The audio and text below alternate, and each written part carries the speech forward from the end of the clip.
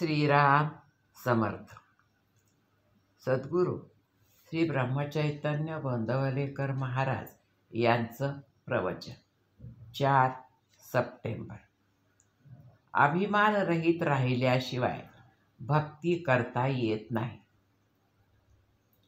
बाह्य जगाचे आघात आपल्यावर होतात, त्यामुळे आपली जी प्रतिक्रिया होते, मग ती सुखाची, दुःखाची, अभिमानाची, कामाची, लोभाची कसलीही असो, तिचे नाव वृत्ती.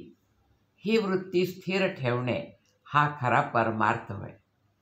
परमात्म्याकडे वृत्ती वळविणे म्हणजेच भक्ती करणे होय.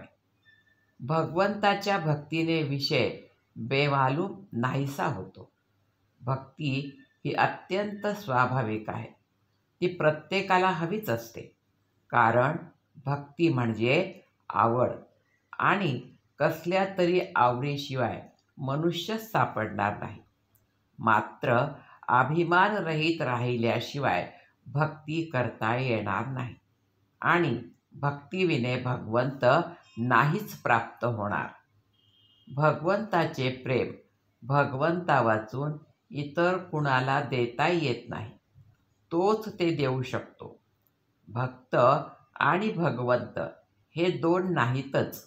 म्हणून भगवंत हा जसा सर्व ठिकाणी आहे, तसा भक्तही सर्व ठिकाणी असतो. भक्त भगवंतमय होतो, म्हणून त्याला सर्व जगतात आनंद दिसतो. मी नाही आणि तू म्हणजे भगवंत आहेस, किंवा मी तोच म्हणजे भगवंत आहे, असे जाणणे आणि तसेच कृतीत घडणे हे परमार्थाच्या तत्वज्ञानाचे सार आहे. आणि हे साधायला भगवंताचे अनुसंधान हेच मुख्य साधन आहे. आज आपल्याला भगवंत पाहायचा असेल तर त्याला एकच उपाय आहे: भगवंताच्या नामात राहावे. नामाशिवाय दुसरा मार्ग नाही.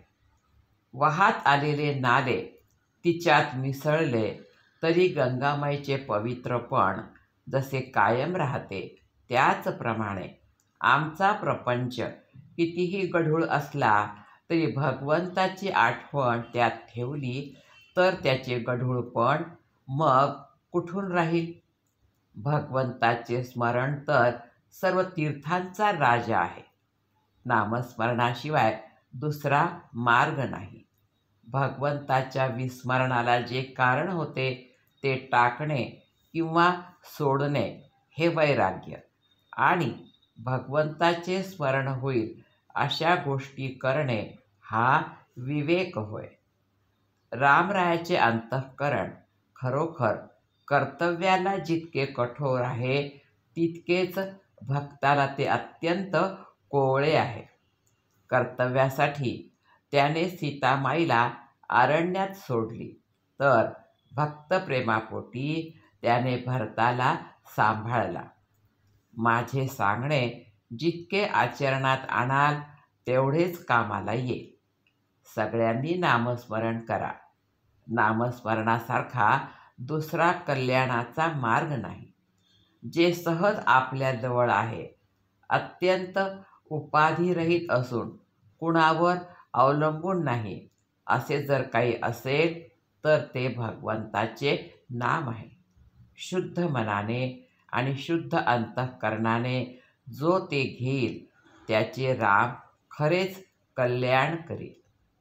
आजचे बोधवचन: सर्व सृष्टी रामरूप दिसणे हेच भक्तीचे फळ आहे. जानकी जीवन स्मरण. जय जय राम. श्रीराम समर्थ.